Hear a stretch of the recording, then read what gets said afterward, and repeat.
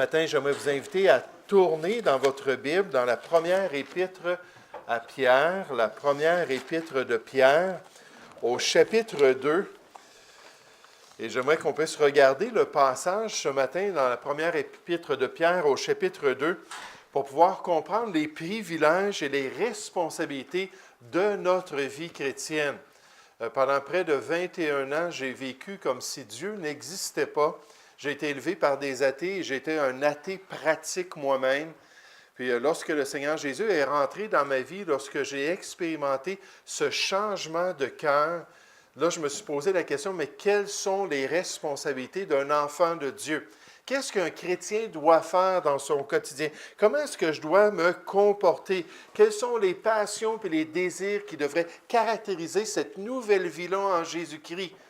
Puisque la Bible me dit que j'ai passé de la mort à la vie, comment est-ce que je dois me comporter? Et surtout, quelle est la différence entre quelqu'un qui connaît Dieu et quelqu'un qui ne le connaît pas?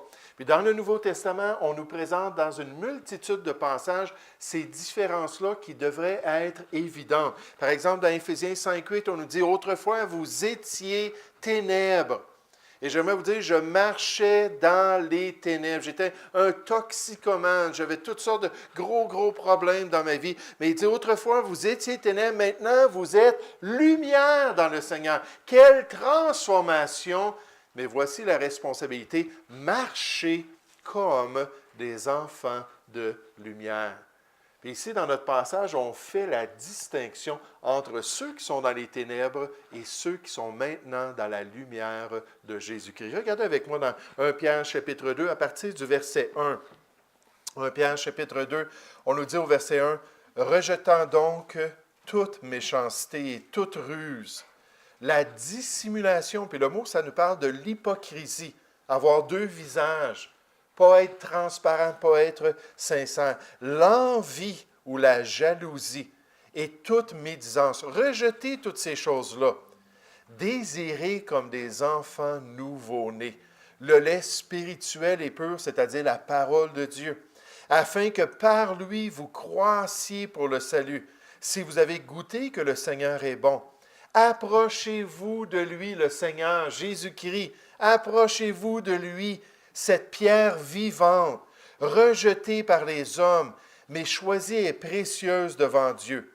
Et vous-même, comme des pierres vivantes en tant que chrétiens, édifiez-vous pour former une maison spirituelle, un saint sacerdoce, afin d'offrir des victimes spirituelles agréables à Dieu pour Jésus-Christ. Peut-être certains d'entre nous, ce matin, ça a été jusqu'à un certain point un sacrifice qu'on a fait de venir à l'Église.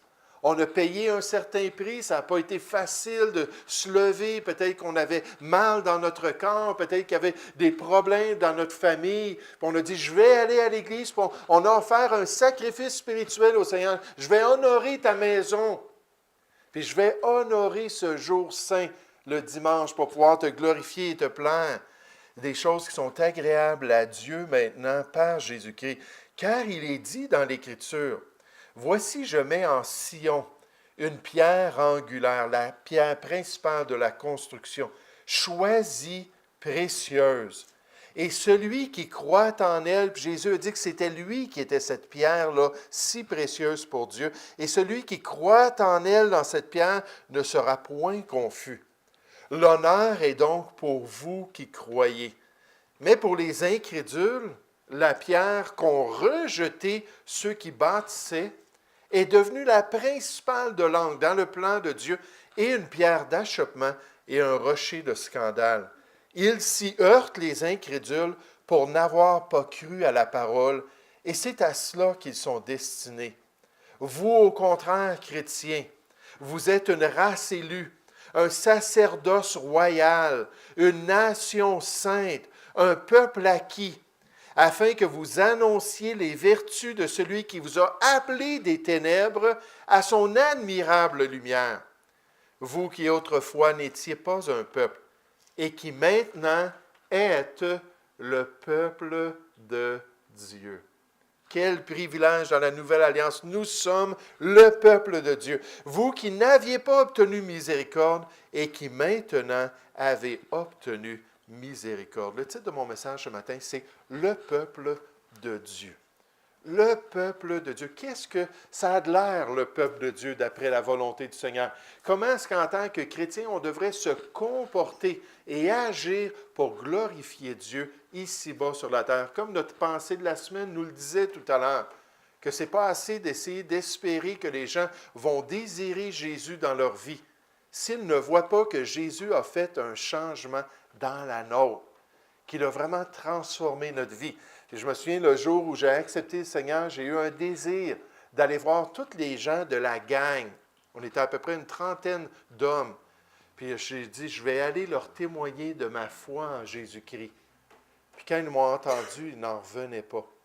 Parce que j'étais la personne la plus irréligieuse. J'étais la personne qui me moquait de tous ceux qui avaient la foi. Et pourtant, Dieu avait transformé ma vie.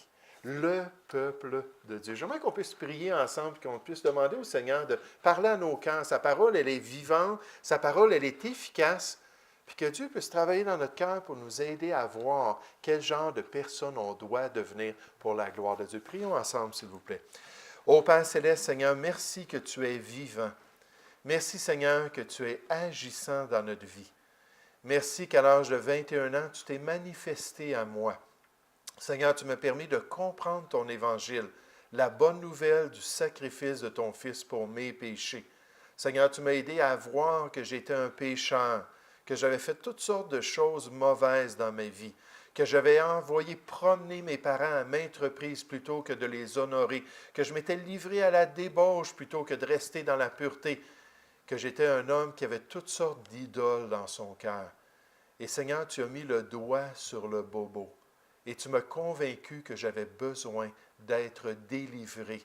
J'avais besoin d'être sauvé. J'avais besoin d'avoir un changement de cœur. Et merci, Seigneur, que tu t'es manifesté.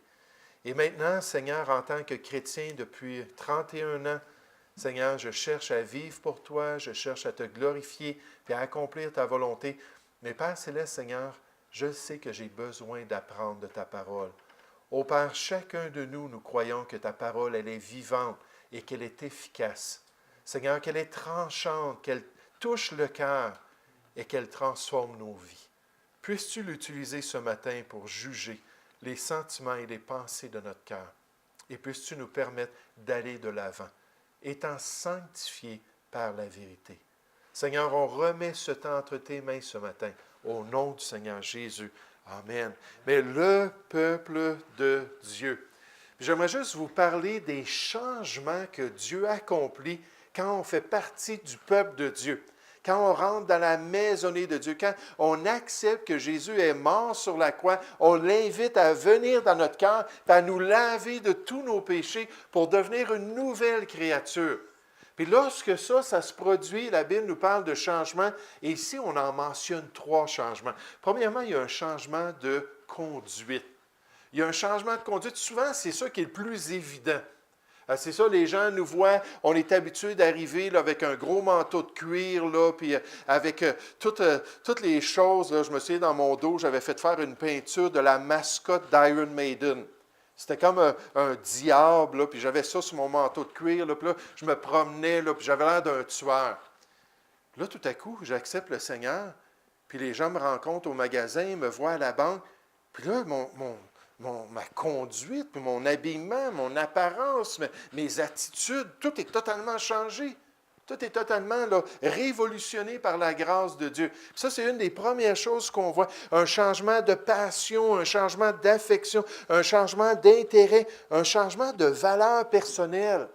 J'aimerais vous dire que si on fait partie du peuple de Dieu, tout le potentiel est là pour que Dieu nous change, pas juste au début de la vie chrétienne, parce que ça, c'est souvent superficiel. Hein, notre apparence, notre manière de parler, peut-être la manière de conduire notre voiture. Moi, quand j'embarquais sur la route, il fallait faire attention. Tassez-vous. Je n'étais pas quelqu'un de patient du tout. Puis là, je poussais les gens, puis je le vis régulièrement en conduisant d'une manière modérée, en essayant de respecter la structure, là, même des voix autour de nous. Puis là, des gens sont là, puis, je les vois qui crient, là, « Tasse-toi donc, qu'est-ce que tu fais là, toi? » Puis ça les dérange. Ça les dérange parce qu'on ne roule pas là, à 80 km à l'heure dans une zone de 50. Mais ces changements-là, mais progressivement, qui deviennent plus intimes, qui ont rapport plus avec notre intérieur. Qu'est-ce qui nous motive? Qu'est-ce qui permet qu'on soit fidèle? C'est quoi nos valeurs personnelles? Puis ce changement-là que Dieu veut accomplir dans chacune de nos vies. On nous dit au verset 1, « Rejetant donc toute méchanceté. » Tout ce qui est mal, tout ce qui est mauvais, tout ce qui est laid, tout ce qui est noir. Rejetant donc toute méchanceté. Quelqu'un m'a demandé cette semaine, « Est-ce que tu passerais l'Halloween, toi? » Pour moi, je suis né le 31 octobre. Quand je suis né, le médecin a dit à ma mère, « Ouais, ben, c'est un petit monstre, celui-là. » J'ai célébré l'Halloween toute ma jeunesse. Mais quand je suis devenu chrétien, j'ai étudié un peu l'historique de l'Halloween, les valeurs de l'Halloween, les messages, les thèmes, les images. Puis pour moi, ça fait partie de quelque chose qui n'est pas glorifiant pour le Seigneur, qui est méchant à ses yeux. Donc non, personnellement, je ne le ferai pas, mais rejetant donc toute méchanceté et toute ruse. Et comme il y a des gens qui sont rusés, il y a des gens dans leur cœur là, qui sont astucieux. Ils savent comment manipuler les gens. Ils savent comment agir. Ils sont vraiment là, rapides, sont fités, comme on disait quand j'étais jeune. Rejetant toute ruse, la dissimulation, l'envie, toute médisance, puis au contraire, dans votre vie, désirez comme des enfants nouveau-nés. Un bébé, là, puis on en a eu 3 bébés, là, puis on le savait, là, quand c'était le temps d'allaiter l'enfant, là, ça veut boire un bébé, puis moi, je jouais toujours avec ça, là. Je mettais ma main sur le côté de la joue, puis là, le bébé tournait sa tête, puis là, il voulait boire, puis là, je jouais avec ça, là, jusqu'à temps que mon épouse soit prête à allaiter, tout ça. Mais un enfant nouveau-né, c'est passionné, c'est sa survie, il a besoin de boire, il a besoin de lait.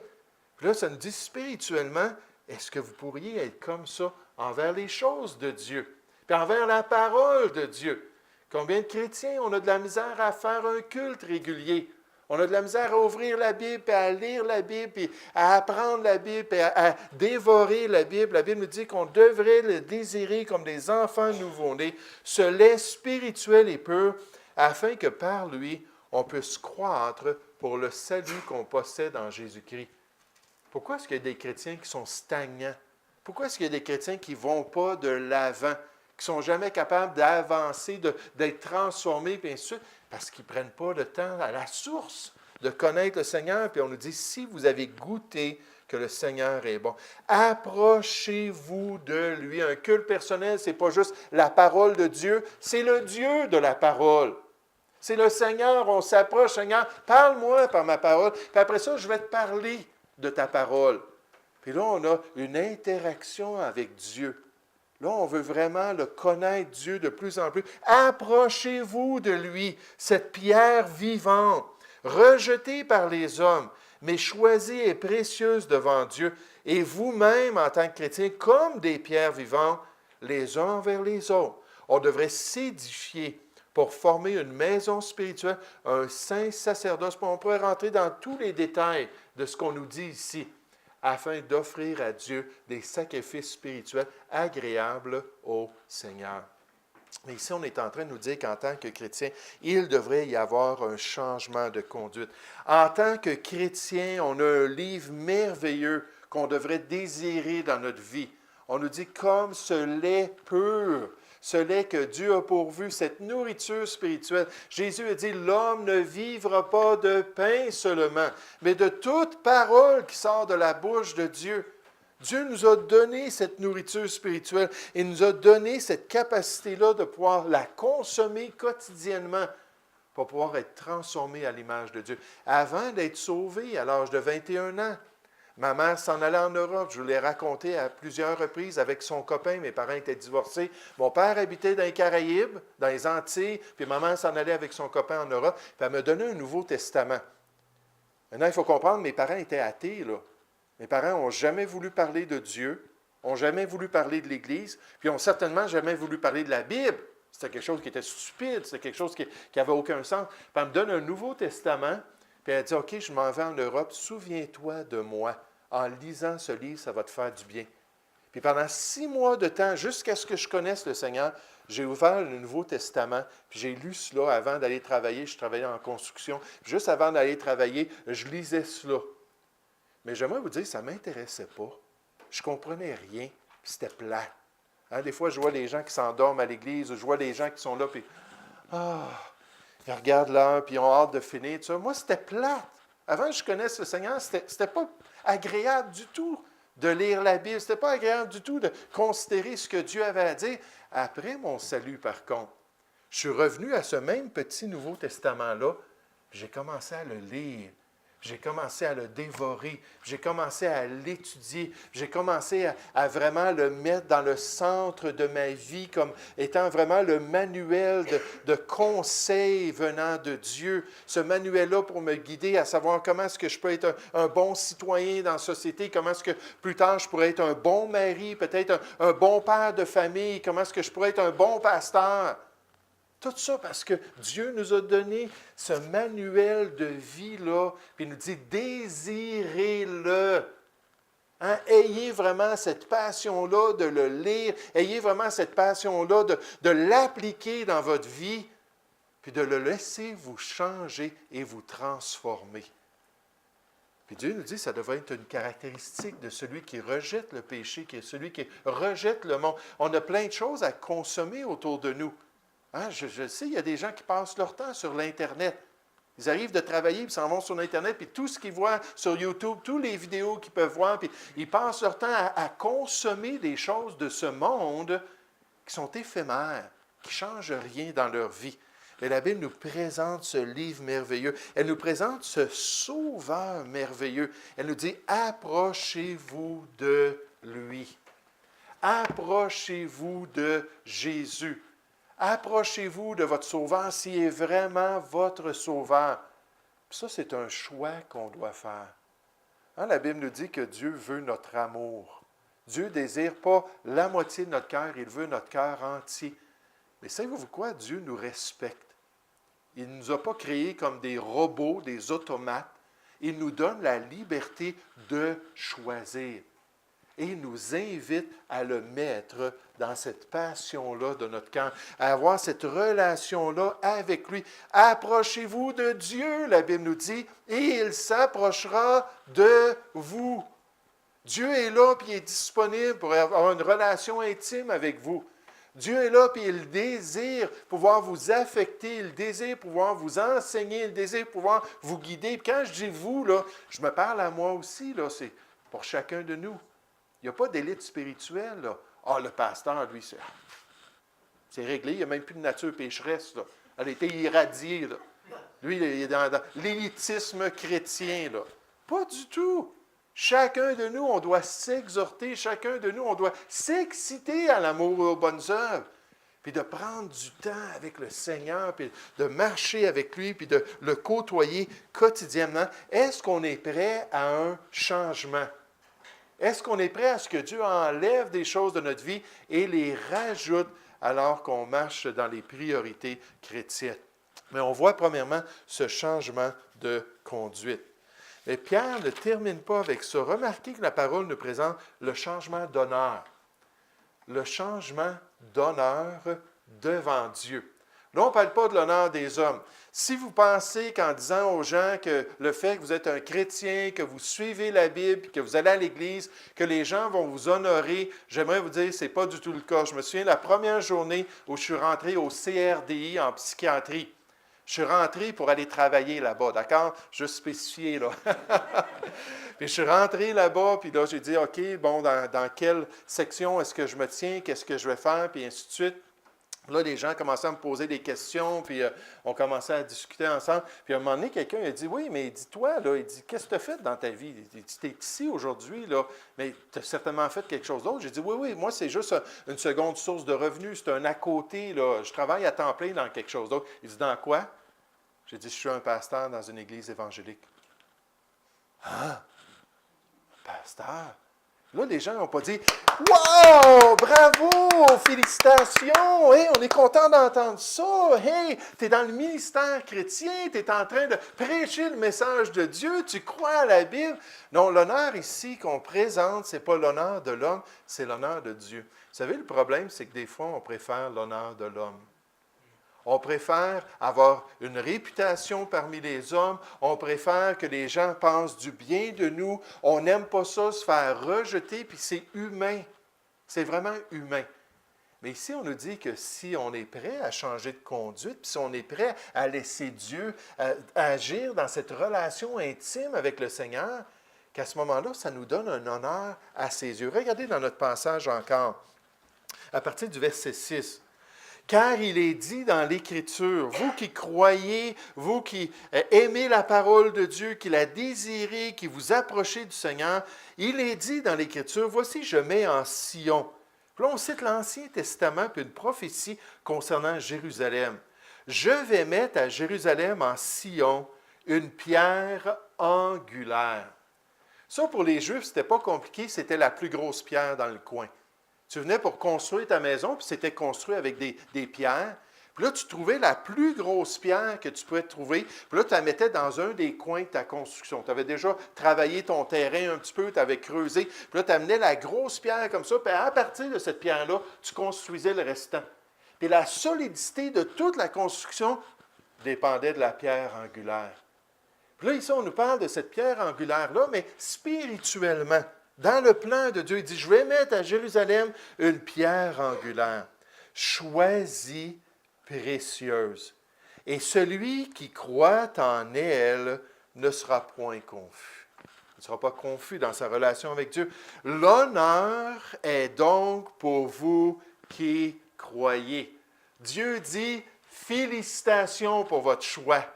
C'est merveilleux que vous avez accepté à contre-courant, que vous êtes détourné de la pensée de la société autour de vous, que vous avez accepté que Jésus-Christ est dans le plan de Dieu, la pierre angulaire que vous devez établir dans votre vie. C'est beau, félicitations! L'honneur est donc pour vous qui croyez en Jésus-Christ, dans cette pierre angulaire.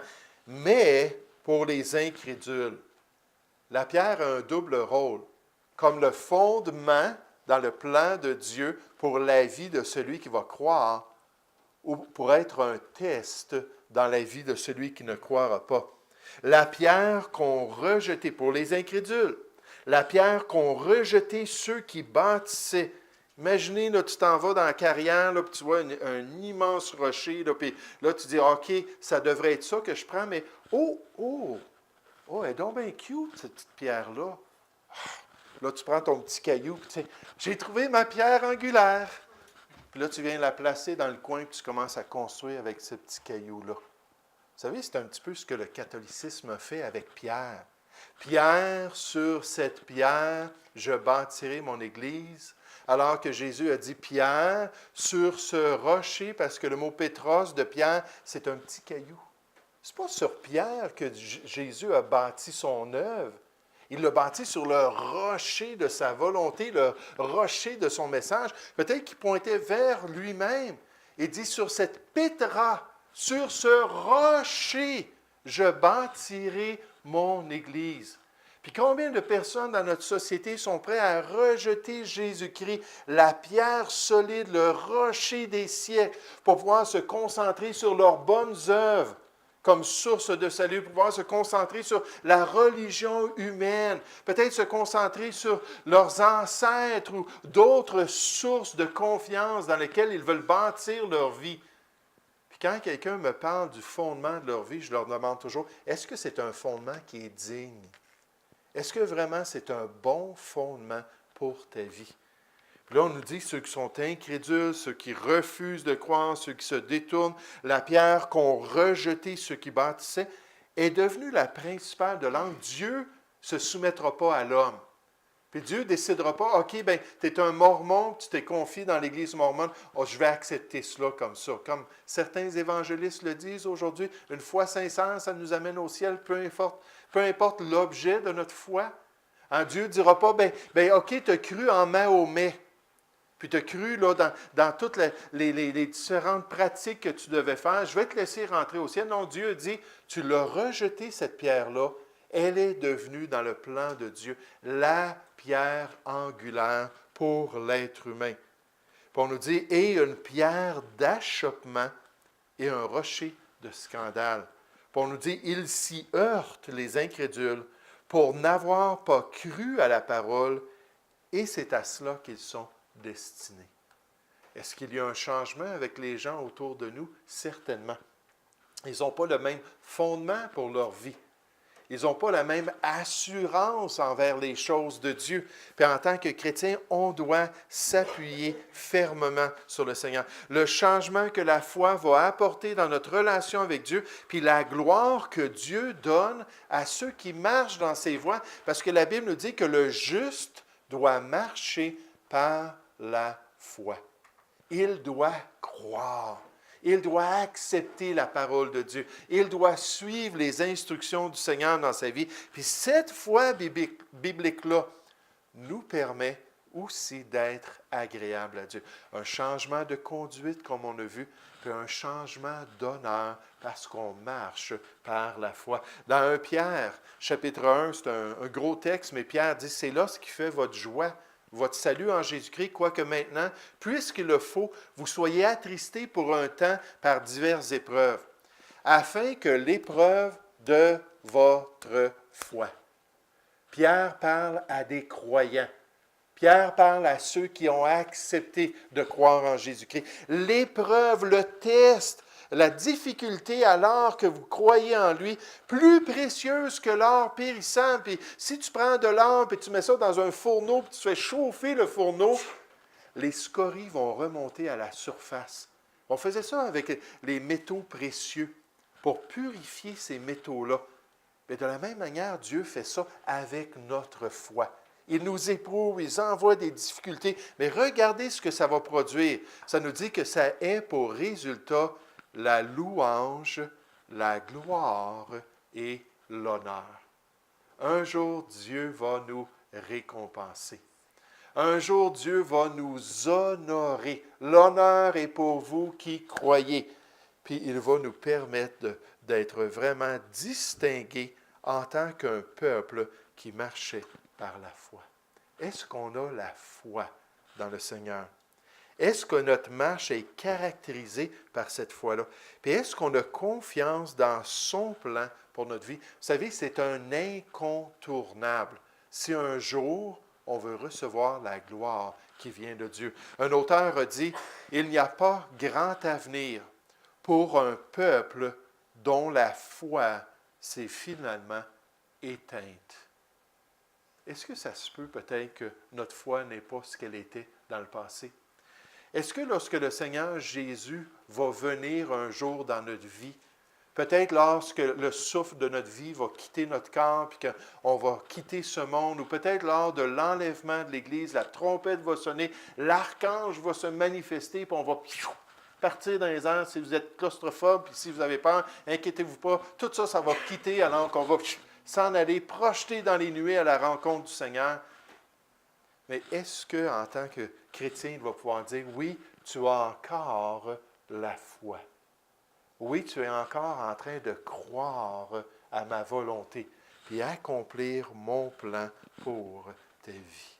Oh, ce changement de conduite, ce changement d'honneur, alors qu'on cherche l'honneur qui vient de Dieu, premièrement.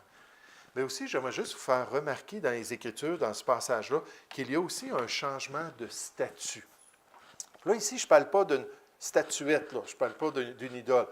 Un changement de position devant Dieu. Regardez, je me dépêche, je vois là, que je vous ai perdu là, ce matin. C'était un texte un peu compliqué, mais regardez au verset 8. « Ils s'y heurtent pour n'avoir pas cru à la parole.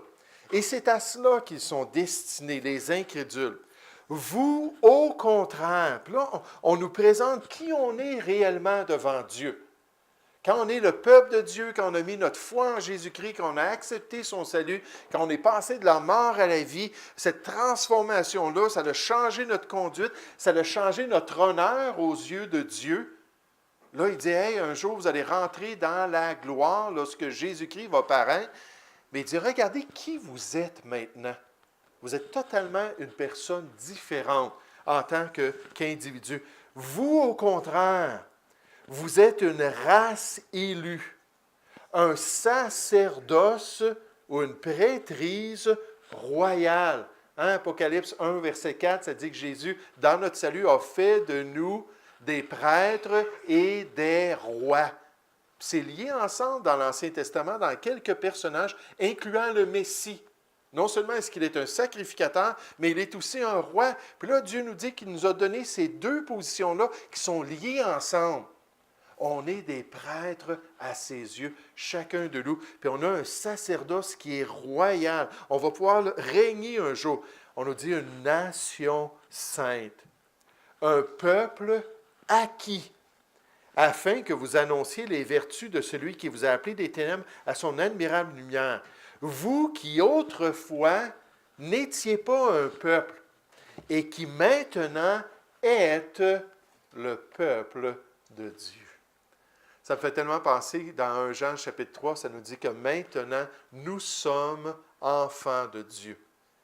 Puis ce qu'on est aux yeux du monde, ça ne paraît pas. Le monde n'a pas vu de différence. Hein, quand Jésus est venu dans le monde, il n'y avait pas un auréole autour de la tête. Il n'y avait rien pour attirer le regard. Il n'y avait rien d'étonnant. Puis nous, les gens nous regardent, puis lui, il se dit chrétien, lui, il se dit témoin de Jéhovah, lui, il se dit ci, lui, il se dit ça. Puis ils ne peuvent pas voir de distinction. Puis quand on connaît le Seigneur, puis on est sauvé, on comprend la distinction. Et là, la Bible nous dit qu'on est aussi le peuple de Dieu. Comme les Juifs dans l'Ancienne Alliance, les chrétiens dans la Nouvelle Alliance, on est rendu son peuple. Et qui maintenant êtes le peuple de Dieu, vous qui n'avez pas obtenu miséricorde et qui maintenant avez obtenu miséricorde. Nous sommes le peuple de Dieu dans la Nouvelle Alliance. On a été choisis pour recevoir ce rôle privilégié dans les derniers temps. Et on peut fièrement servir notre Dieu et porter ce nom pour sa gloire. Vous savez, des fois, on dit ça à quelqu'un, je suis sauvé, je suis un enfant de Dieu. Peut-être on peut rajouter maintenant, je fais partie du peuple de Dieu. Puis les gens vont dire, t'es donc bien prétentieux. Pour qui tu te prends? Voyons donc. Mais dans la parole de Dieu, ces choses-là nous sont données gratuitement en Jésus-Christ. C'est lui qui nous a permis d'être sauvés. Est-ce qu'on est reconnaissant ce matin? Quand on fait des actions de grâce, je ne l'ai pas entendu celui-là encore. Peut-être à l'avenir. Merci Seigneur qu'on est le peuple de Dieu. Est-ce qu'on est reconnaissant? Est-ce qu'on marche dans cette position-là avec le Seigneur dans le monde? Puis est-ce qu'on est prêt à le partager avec les autres? Remarquez ce qu'on nous dit au verset 9, un peu un aspect pratique. Ça dit, vous êtes une race élue, un sacerdoce royal, une nation sainte, un peuple acquis, afin que... Une des choses que mon pasteur faisait quand j'étais un jeune chrétien, c'est que bien souvent, il expliquait la structure de la langue française. Hier, j'ai surpris mon épouse. J'avais quelques minutes juste avant de me coucher, puis je suis allé sur l'Internet, puis j'ai commencé à écouter des vidéos sur la syntaxe de la langue française. Je dis, qu'est-ce que tu fais là? J'ai dit, j'ai besoin de progresser là, dans ma compréhension de la langue française. Je le parle depuis plus de 50 ans, mais il y a des choses que je ne suis pas très bon, puis je veux juste regarder c'est quoi les règles. Je n'ai pas vu ça depuis mon adolescence, puis à mon adolescence, je ne sais même pas ce que j'ai fait pour passer mes cours de français. Vraiment, là, ils appelaient la théorie à cette époque-là, ça s'appelait la généralisation. Puis quand il y avait trop de monde dans une classe qui échouait, qui n'avait pas leurs 60 %, bien, le professeur rajoutait 10 % à tout le monde pour s'assurer qu'il y en a juste un petit peu plus dans sa classe qui puisse passer. Là. Puis, donc, ma mère était professeure au secondaire. Elle me disait, on pratique à chaque année la généralisation. Elle était à Tétroville, à Montréal, à la polyvalente Édouard Montpetit. Puis le taux d'échec était tellement haut qu'eux, c'était plus que 10 % qu'ils rajoutaient à la moyenne. Mais je ne sais même pas comment j'ai passé ces cours-là, puis bien souvent, je ne me souviens pas des règles en français.